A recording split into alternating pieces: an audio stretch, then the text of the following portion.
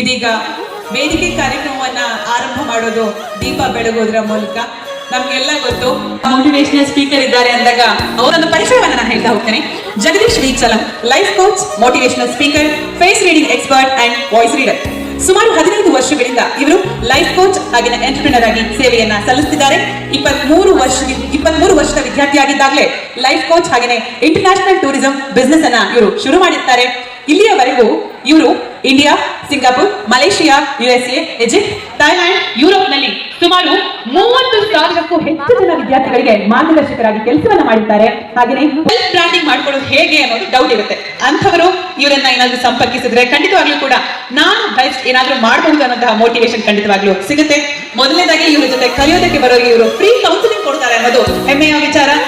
ನಿಮ್ಮೆಲ್ಲರ ಜೋರಾದ ಚಪ್ಪಾಳಿಯೊಂದಿಗೆ ವೇದಿಕೆಗೆ ಬರಮಾಡ್ಕೊಳ್ಳೋಣ Jagadish V Chalam, life coach ಹಾಗೆಯೇ ಮೋಟಿವೇಶನಲ್